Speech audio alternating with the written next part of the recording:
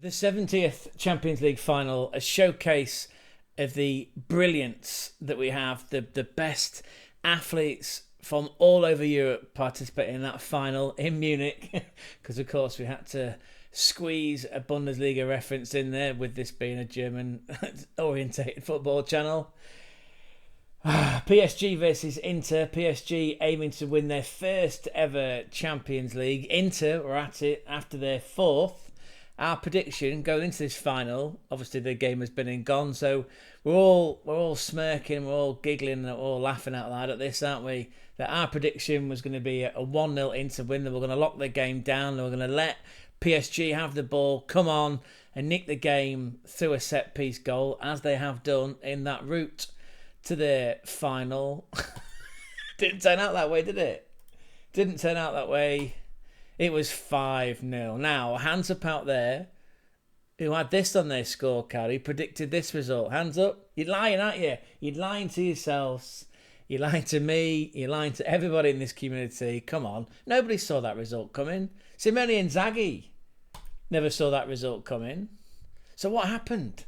How can two of the brightest tacticians out there get all this way to a final with systems that have worked? They've produced goals, they've torn down some amazing teams on this route, and yet for Inter, just taxi just didn't turn up. How can it have gone that wrong?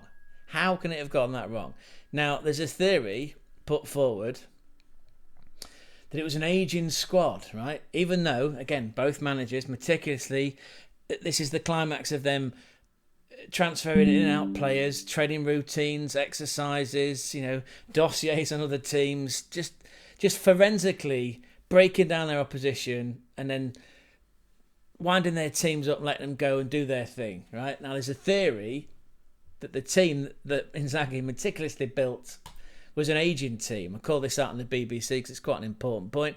In Francesco Acerbi, Jan Sommer and Hendrik Mkhitaryan, Inter were the first side in Champions League history to field 3 players aged 36 or older. That's in a final. 36 or older by years of age in a final. And again, down here, with an average age of 30 years and 242 days, Inter's was the 3rd oldest starting Champions League final team in history. In contrast, PSG's players were a lot younger, on average 5 years and 146 days younger.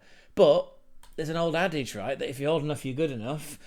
And this is a team on their route to the final, by the way. Let's put all this in context. Inter finished joint third with Arsenal. They're no mugs. They only lost one game in that entire run to the final. Here's Inter, look. They lost one game, and it was to German opposition, Bundesliga opposition. Last year's double invincible winners, by the way. Yes, Meisterschale winners last season by Leverkusen, Xabi Alonso's team. Inter lost to them. That was the only game they lost, right the way up until that absolute embarrassment. I mean, look at the teams that they went through. All right, we'll pick it up in the knockout stages because that carries more significance. They took out Feyenoord, FC Bayern Munich, as we're well aware of. Barcelona, in arguably one of the greatest ever semi-finals or greatest set of two-legged games in the history of this tournament. Potentially football, but that might be a little bit too much in terms of hyperbole. But what a game, what a sensational game that second semi-final was. Those goals again. That's Barcelona. Barcelona, a team with all that youth, all that dynamism up front. All right, take out the old man Lewandowski, but between Rafinha, Lamel, Ferran Lopez, Ferran Torres, those sorts of players, Pedri, Gavi, and Frankie de Jong, that's a very experienced team that plays a high line that, yes, we're caught with their pants down. And there were people claiming, well, this final really should have been between PSG and Barcelona. It would have been a very fast, free-flowing, high-scoring game. Well, you already got a high-scoring game. You got 5-0. What more do you want? I suppose if you're an Inter fan, how are you feeling today? How are you feeling in the days, the morning after the night before? You must be feeling pretty rough. Yeah, going down by 5 in a final, considering that you took out teams like Feyenoord, FC Bayern Munich. Okay, they've had their problems last season, but they're doing their best to fix that, right? Because Jonathan Tah's come in, and see that description box down there? Well, there's a link to a video in there where we covered Jonathan Tah now signing on full-time 4-year contract. Jonathan Tah moves from arch rivals Bayer Leverkusen over to the Allianz Arena, where of course this final was played. He's made that move on a free. That's clever, isn't it? That is clever. That's yeah, FC Hollywood doing their thing again, attracting the brightest and best talent on a free. So it's that nature of team that Inter took out on their way to the final. Look at the stats though. The stats in the final. Again, we assumed, because of the way that these two teams are set up with their respective systems, that PSG would be on the ball a lot, that they would dominate. Just shy of 60% possession. Look at the total shots. It is almost as if, and again, if you watch this final, or if you were part of a watch-along, or yeah, you just watched the final with your own eyes, or you've read about it since, then you'll know that Inter struggled to get out their own half, their own final third at times. You know, we can't even say that the game was fought in midfield because it wasn't. Because PSG applied 23 shots to the Inter's goal. Then he produced 8 shots. Look at that. 8 shots on target from 23 shots. Inter with just the 2 from 8. And I could probably name them off the top of my head. What was that? There were 2 efforts from, I was going to say Lilian Thuram, from Marcus Thuram. Lilian Thuram's one of his offspring, right? Big chances. Look at that. Again, 8 for Inter. 8 for PSG, only 1 for Inter. Yeah. We don't really want to get too much into it, but it's just, even the shots themselves, look. 12 shots off target, 8 on target, 3 were blocked. 20 inside the box. So it's a case of, well, I was going to say it's a case of the defence doing their job, but they didn't, right? Because people like Freddie DiMarco, he had a bit of a stinker, didn't he, really? Yeah, stinker and hooked. In fact, he did. He came off. Into the 8 minutes into the second half? He had to be replaced. He was slightly suspect for a couple of those goals by Barcelona in the semi-final. Absolutely for the FC Bayern Munich goals in that quarter-final. So it's not surprising. But again, we're not here to shit on people. It's just the result is what it is. It's just quite a shock. And if we come back to this theory that, well, maybe it was an ageing team, goalkeepers tend to hit their peak older. So, yeah, the jury's out with Jan Sommer. Still, 36. Acerbi, Francesco, 37.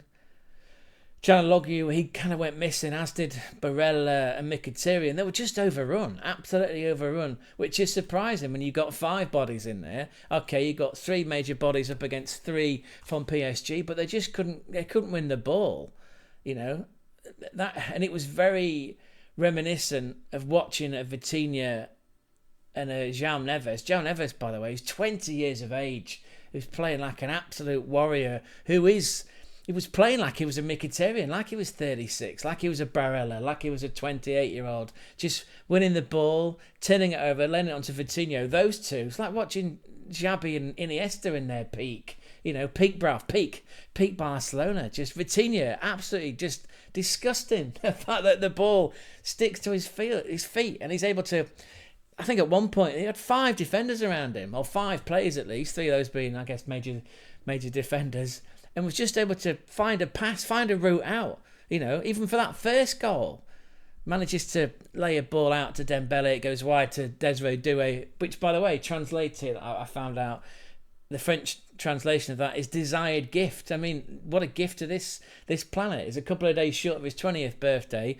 He actually, I was going to say folklore, but in Champions League history, he's the youngest ever scorer, youngest ever footballer to have scored and to laid on an assist in the final.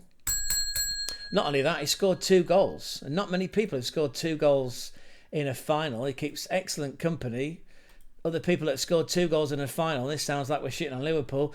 Gareth Bale scored 2 for Real Madrid in 2018 in a 3-1 win. Hernan Crespo scored 2 in that Istanbul final, in that game that was 3-3 and went to penalties. Inzaghi, not him, the other Inzaghi, Filippo, again 2 goals against Liverpool. That was in 2007. Even Militao, the last time that they lifted this trophy for Inter, that was back in 2010, in a treble winning year. Treble, this theme of first and trebles was coming up. Again, we'll just close that one out. So yes, so Desiree Doué, 2 goals in the final. He's an illustrious company. People like Bale, Crespo, Inzaghi, Militao, even Daniel Massaro scored 2 for AC Milan against Barcelona in 1994. These are legends of the game. These are icons. Well, legends that, if you play any version of EA FC, you want to be unpacking these sorts of players. And that is where Desiree Doué sits at just a couple of days short of his 20th birthday. He's in that elite list. So yeah, talk about a youthful team against a team with, we can call it aging, I'd call it experience. But this young PSG team managed to beat this experienced, stubborn Catenaccio, like the definitive Italian way of playing. They caught them outright. 2 goals inside of 20 minutes. Again, it just seemed like there was no way out for PSG. Yeah, Dumfries, he managed to break clear a couple of times, but the way that Hakimi was marking DiMarco, it was just outrageous. I mean, that was a first goal, and credit to him, he didn't celebrate it. That's a hallmark of respect. But the point I'm making about the press, they pressed from their front. They pressed from fucking right back. There was absolutely no way that Inter were going to manage to break out. Even just jumping around, even at 5-0 when that young lad comes on and scores. Someone's struggling to find an out ball to an Acerbi or a Bastoni. It was just ludicrous. And the referee, to his credit, put this Inter team out of its misery by blowing pretty much on full time, because there was no way back at 5-0. It's just absolutely incredible. Absolutely. And again, just as a recap, that Inter did finish 3rd in that group and did beat a lot of behemoths of the game en route to the final. PSG, let's not forget, they had to qualify for a knockout game. In December, their chances of actually remaining in the Champions League were hanging by a thread, don't forget. They ended up finishing in 15th. Came from 2-0 down to beat Manchester City 4-2. And then had to play in a playoff game. All right, it was a familiar opposition against Mika Richards' Brest. 7-0 they scored. Like 7-0 wasn't that second leg at the Parc de France. They'd already won 3-0 away. They end up scoring, 19 goals en route to that final. They tore through. If you count Man City, that's 4 Premier League teams. Everyone builds up the hype machine that the Premier League's the best, most attractive, aggressive league in the world. Well, this Farmers League team from Luis Enrique beat 4 of them on their way to the final. He beat Arsenal in the semi. PSG. Yeah, beat Arsenal in the semi. Nearly got beat by Aston Villa. In fact, did get beat by Aston Villa, but already went through 5-4 on aggregate. Took a Liverpool team that won the Premier League, an absolute canter. Took them to the cleaners. All right, won on penalties, but that was a moment for Donnarumma to shine, just like he did in the semi-final against Arsenal. This is everybody in that PSG team standing up in big moments when they needed to. In the final, he was there with an Aperol Spritz, wasn't he? He did have nothing to do, him and his defence, except watch the ball go in at the other end. Yes, you can argue they've spent money. The Saudi, right? Yeah, I believe the Saudi owners, right, at PSG. They've spent what? This is their wage bill last season, €658 million. And there's Ousmane Dembele. I mean, once upon a time, where did he play for? He's played for Dortmund. They thought he was the next biggest thing on the wing. That's why Barcelona shelled out €130 million for him. Didn't quite work out there, did it? He looked an absolute broken man. He was turning up for training late. He was probably playing EAFC late at night. He didn't have the best diet. His attitude was wrong. No one was really talking to him. He didn't really feel included. PSG pick him up, arm round the shoulder. Luis Enrique works with him. Now look at him. Absolutely peak, bruv. This PSG team, since the start of this calendar year, probably fair to say they are better than Barcelona, right? Because Barcelona were in the final. They made it in the final, and they not only got to the final and won, they won absolutely convincingly 5-0. So again, let's credit to Luis Enrique for picking out players. This is Ousmane Dembele. Look, this this confirms it. The Champions League alone, 15 appearances, 8 goals, 6 assists. Ligue UNE, which they won, just after Easter. They made light work of it. 29 appearances, 21 goals, 8 assists. And in the Cup, which they also won, because don't forget, this was a treble winning year. This was a treble winning season for PSG.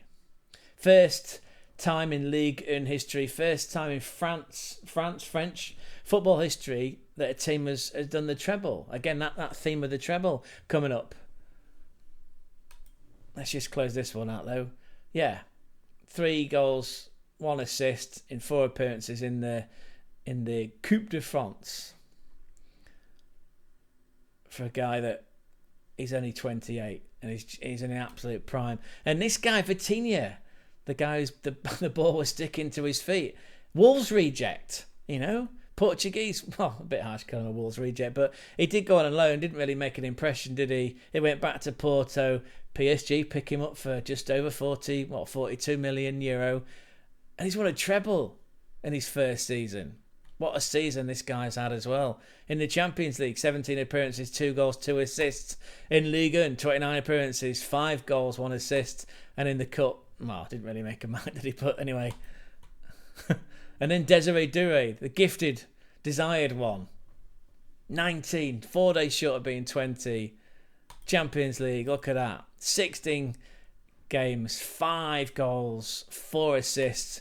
In the league, 31 games, 6 goals, 8 assists. And in the Cup, same again. 6 appearances, 4 goals, 4 assists. What an absolute... But he's keeping... He kept Bradley Bacola out of the starting 11. And what a bit of skill he showed when he came on, didn't he? He literally put Bastoni on his ass. Shame he couldn't finish that move off. It went just out of the inside post. But he did assist the winning goal for that young lad. Did he not? Yeah, for old Sene Maniulu. I suppose a lot of other content creators were already making their videos at 4-0 because nobody thought it would end up being 5. And there's a visualisation of where people were playing on the pitch. Look at that. 9.7 man of the match for Desiree Doué. 2 goals and an assist. That deserves some ticker tape. Kavalashvili. They'd wanted him for a while from Napoli. He scored a blinding goal. He got the 4th one, right, where he just tore down the left-hand side, cut inside and scored just inside the post. He left Jürgen Sommer on his backside again. What a team performance. Absolutely. Yeah, absolutely. Just, complete annihilation.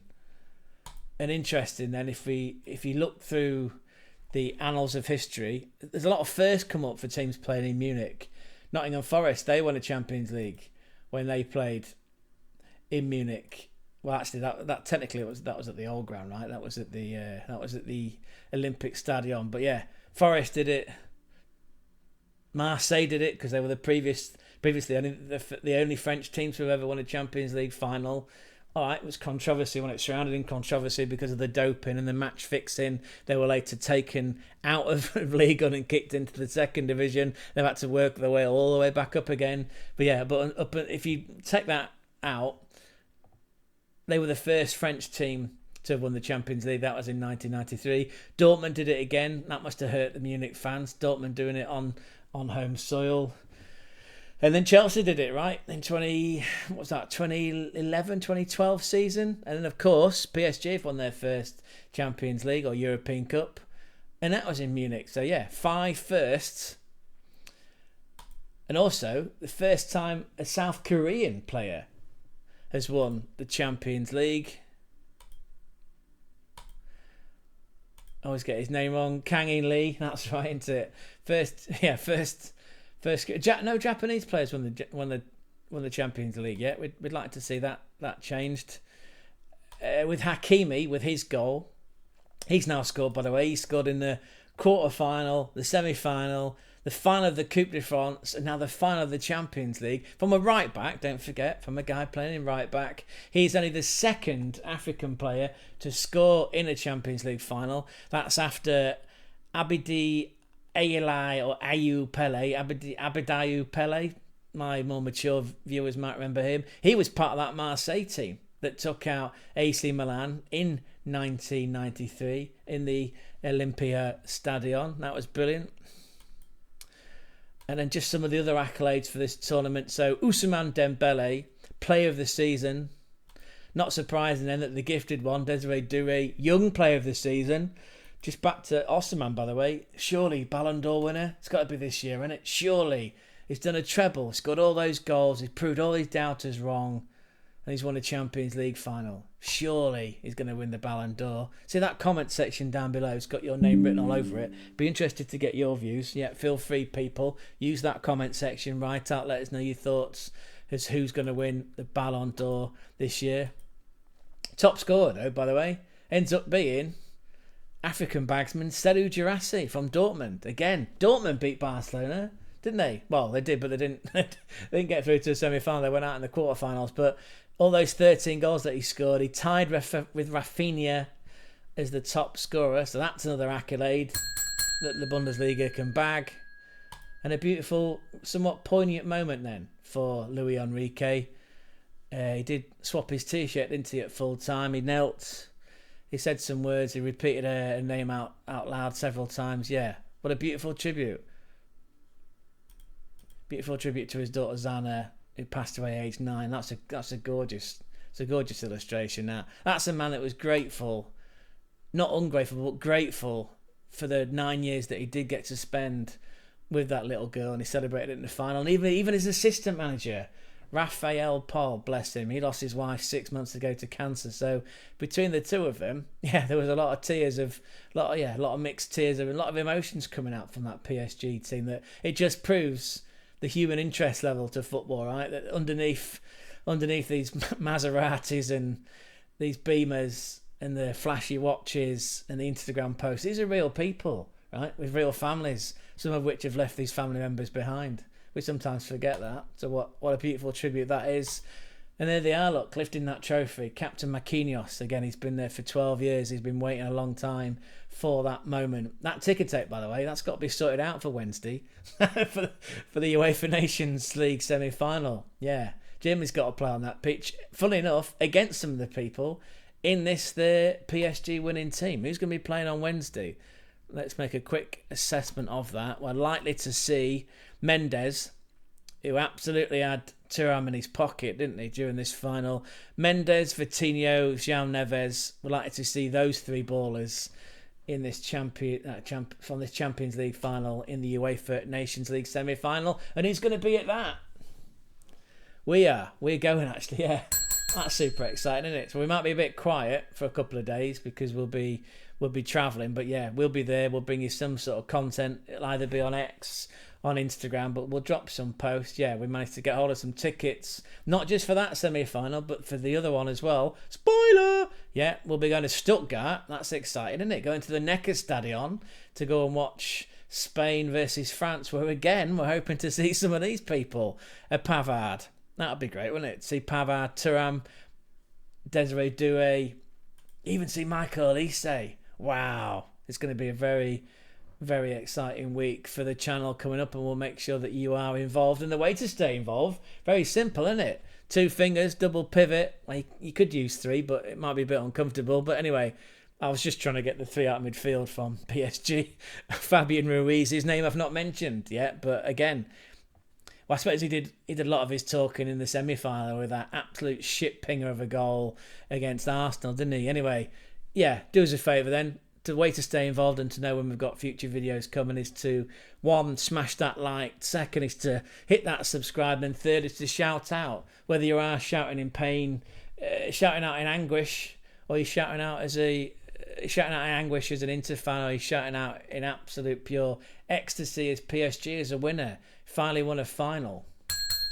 Your first ever Champions League. Spent a lot of money getting there, admittedly, but you've still done it. Congratulations to them. What goes on from this moment onwards for Inzaghi and Inter feels like it's a football manager style rebuild, right? It feels like there's a rebuild coming on. Will Inzaghi be there? Or is he going to take that phone call and that big bag of cash and end up going to Saudi Arabia? 25 million euro on offer for him. Tax free as well. I'll be out the door. I won't even finish this video. Just leave it now. Just let it play out. Feels like he'll be gone. Who are they going to bring in? That's the interesting point, right? Allegri, Massimo Allegri, serial Scudetto winner in Serie A. He's already taken up the job at AC Milan. Gasperini's left Atlanta to go to... Has he gone to Roma?